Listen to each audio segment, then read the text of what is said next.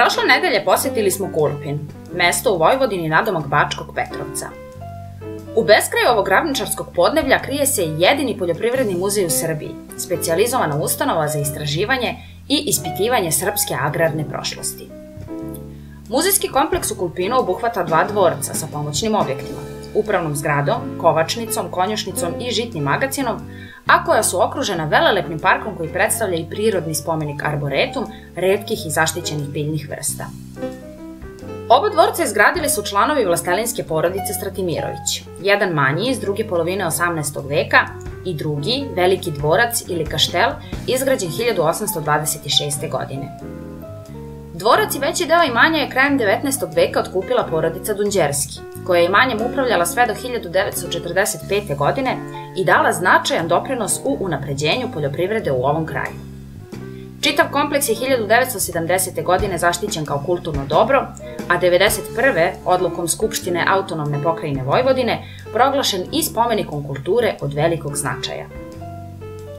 Proteklih godina muzej je priredio 7 stalnih tematskih izložbi iz istorije poljoprivrede, među kojima je i istorijat gajenja konoplje. Muzej je za posetioce otvoren svakog radnog dana od 9 do 16 časova, a za one koje nisu u mogućnosti da odu, predstavit ćemo vam delić atmosfere i pokušati da vas provedemo kroz istoriju konoplje u vojvođanskom delu Srbije. Ono što je najpre zanimljivo predstaviti, a čemu sam muzej duguje veliku zahvalnost za posjećenost, jeste izložba stilskog nameštaja, čija je stalna postavka u Velikom dvorcu. Autor izložbe je Jelena Dobrović, kustos i akademski grafičar, a sama izložba obuhvata period od početka 18. do prve polovine 20. veka. Na izložbi su zastupljeni sledeći stilski i umetnički pravci: baroko, Biedermeier, kopija Luja XV, drugi rokoko, drugi ampir, neo-Biedermeier i pseudo-rokoko. Najčešći primjerci nameštaja, koji održavaju karakteristične stilske osobenosti pomenutih umetničkih pravaca, jesu predmeti stambenog mobilijara: kabinet ormani, sekreteri, komode, vitrine, kanabeji, fotelje, stolice, klaviri, satovi, staklo, bronzane skulpture i drugo. Predmeti su najčešće ukrašavali građanske interijere, ali su bili u upotrebi i u bogatim seoskim kućama. Ukoliko vam je neki od prikazanih kadrova poznat od nekud, zanimljivo je i pomenuti da su u ovim prostorijama snimane i scene za film Gavran, kao i za serije Jagodići i Santa Maria della Salute. Iza samog dvorca jeste veliki deo parka, gde se svake godine organizuju razne manifestacije i aktivnosti. Posebno su zanimljive radionice sa konopljom u kojima često učestvuju i gosti iz inostranstva, a na kojima se okupljaju različiti umetnici sa ciljem da naprave nešto od konoplje, pevaju o njoj ili je predstave likovno. Jedan od glavnih pokretača ovih aktivnosti, ali i autor izložbe Istorijat gajenja konoplje koja je nama interesantna ovde, jeste naš sagovornik, dr. Jan Kižgeci, redovni profesor na Poljoprivrednom fakultetu u Novom Sadu i bivši ministar poljoprivrede iz perioda od 1991. do 1994. godine.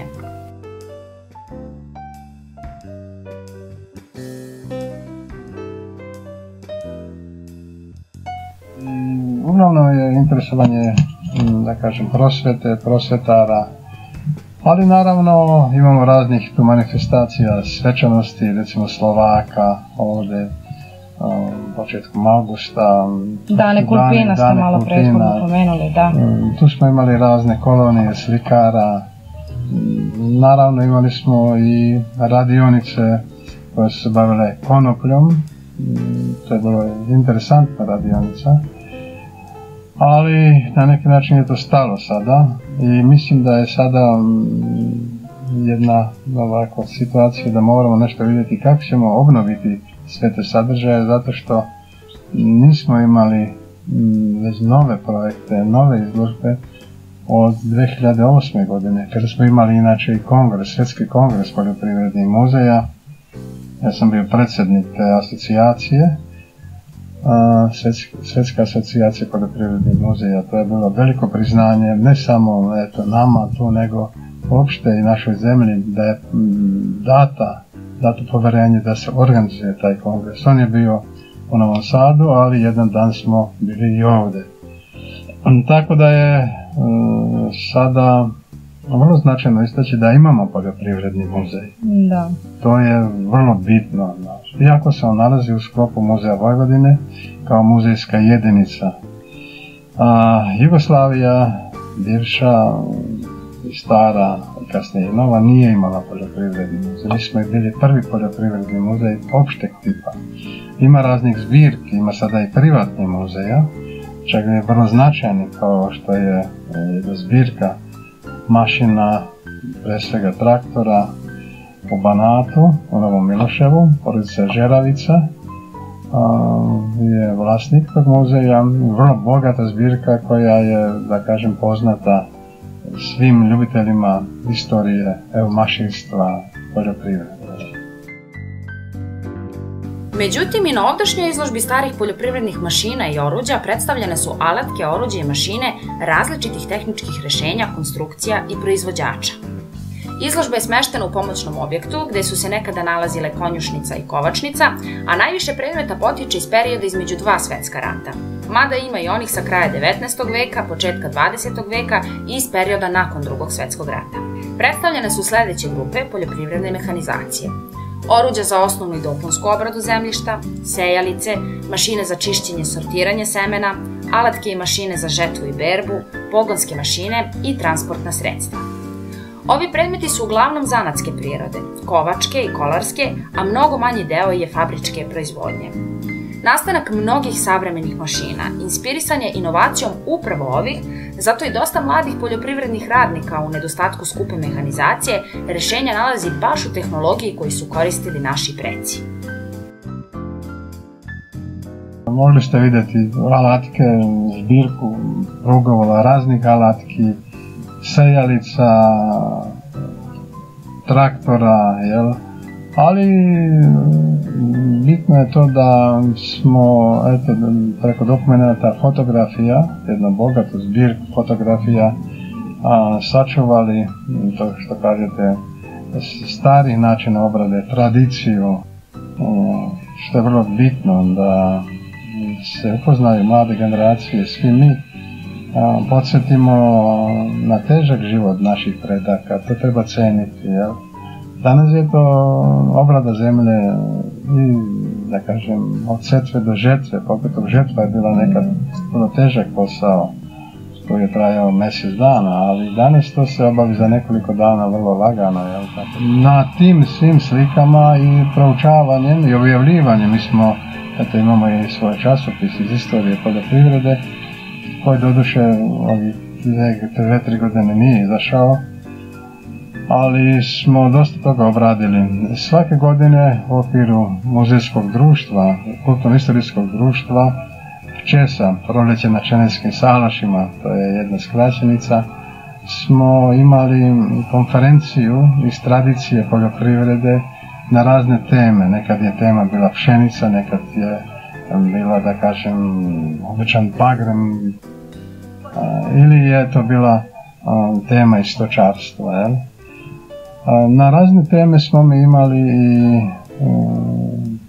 ovde izložbe, kolonije slikara, kada smo imali temu, recimo, hmelje, recimo, koja je dosta karakteristična biljka za ovo područje. Tako da su slikari imali zadatak da na svoj način vide proizvodnju, preradu hmelja, Tako da je to vrlo interesantno da imamo tu jednu zbirku takvih slika, Najbogatiju zbirku fotografija, međutim, čine upravo slike na kojima su predstavljeni uzgoj i prerada konoplje. Konoplja se u Srbiji najviše koristila za proizvodnju vlakna, zbog čega je razvijen i vrlo specifičan način obrade. Sam uzgoj se, dakle, kako se i na fotografijama može vidjeti, nije mnogo razlikovao od uzgajanja drugih biljnih vrsta. Bilo je važno zadovoljiti ekološke uslove, dok su se priprema zemljišta, setva, nega konoplje i žetva obavljali adaptacijom mašina koje su se koristile za druge biljne kulture. No, od trenutka žetve otpočinjao je ceo jedan niz aktivnosti u kojima se konoplja prerađivala, a koje su redovno pratili i društveni događaji, te narodni običaji i verovanja.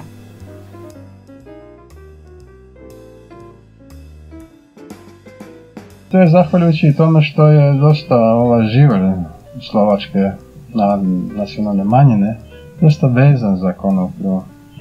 To bi trebalo vidjeti, možda proučavati zbog čega je to, ali mislim da došli smo do zaključka kasnije da nije samo ovaj deo Vojvodine koja je pogodna za gajenje konoplje, kvalitetne konoplje koja se nekada gajila na velikim površinama.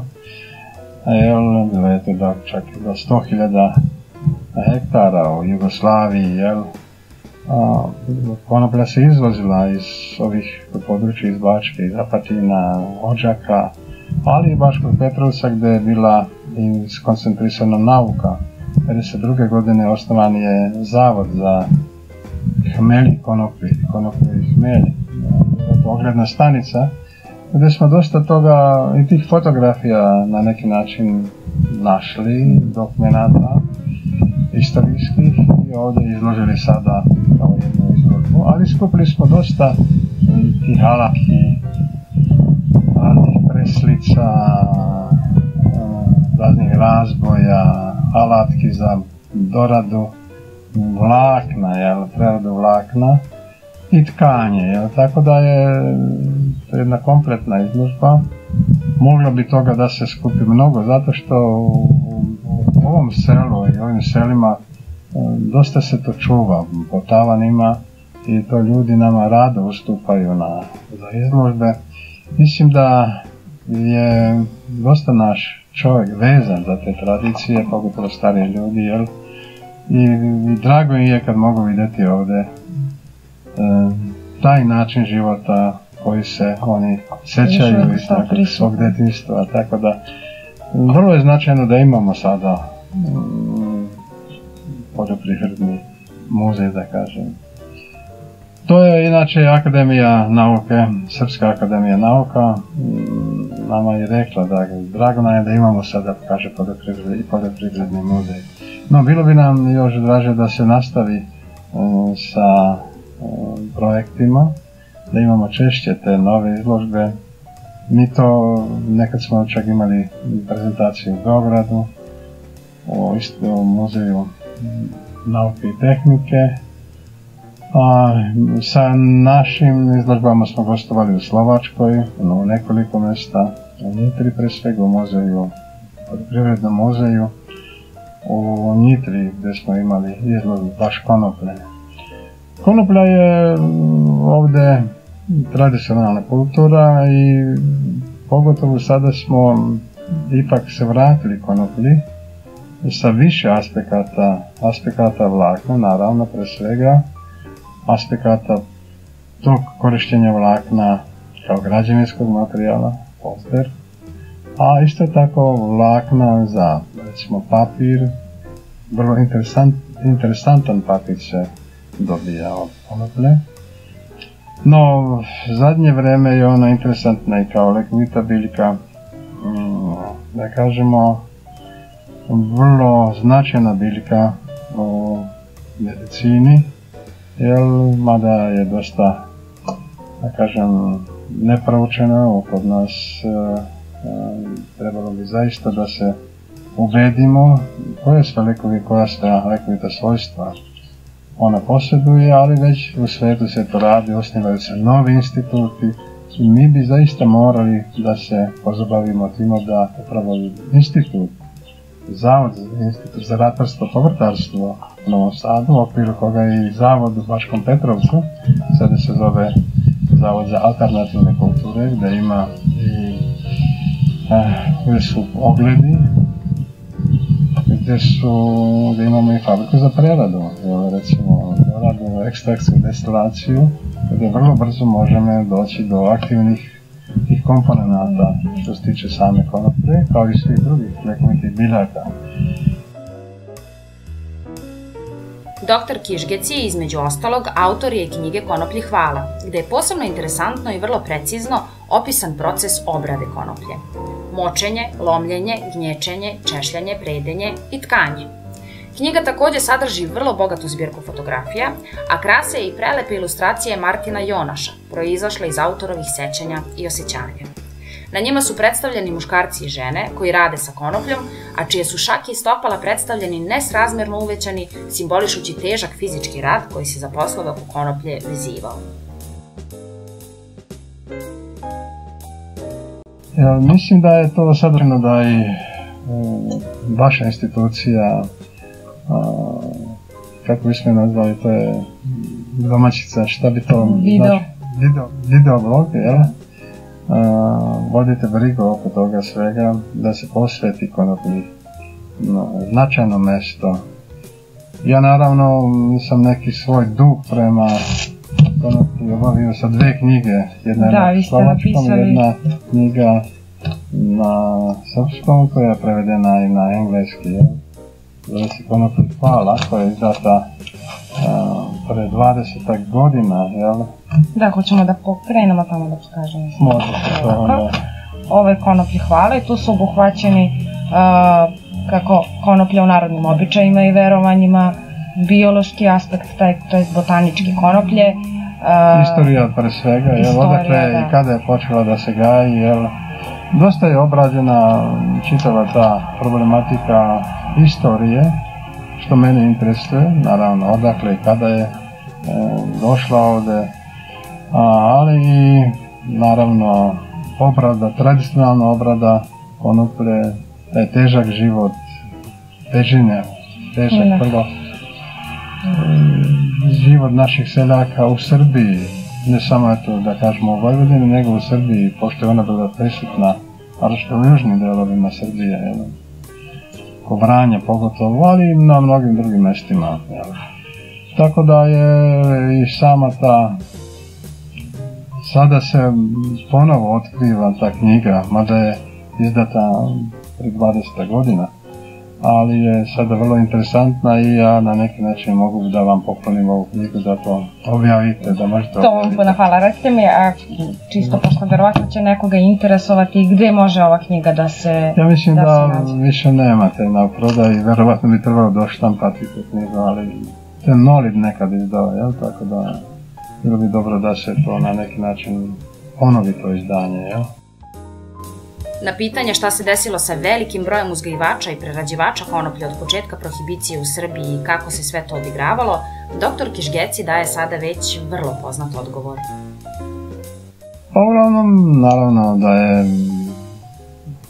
teklo vrlo brzo, da kažem, pojavom sintetičkih vlakana, koji su osvojili svet vrlo brzo i da se u to vreme zapostavila tradicija i zdrava vlakna, recimo, da se još nije vodilo računa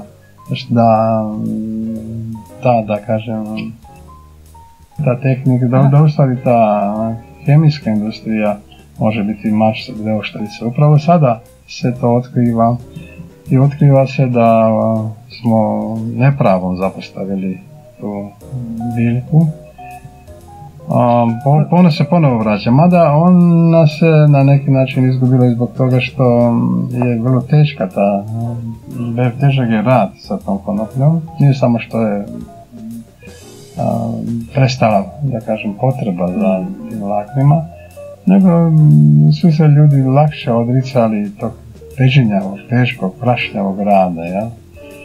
Nije bilo toliko mehanizacije, sve je to bilo ručno i čak i to dobijanje vlakna u domaćoj radenosti nije tako lako. Dosta je to prašnja posao, možda i nezdravo, naravno. A šta je sa drugim proizvodima, kao što su proizvodi od semena konoplje? Naravno, seme se sada koristi za proizvodnju ulja, kao hrana za ptice, recimo.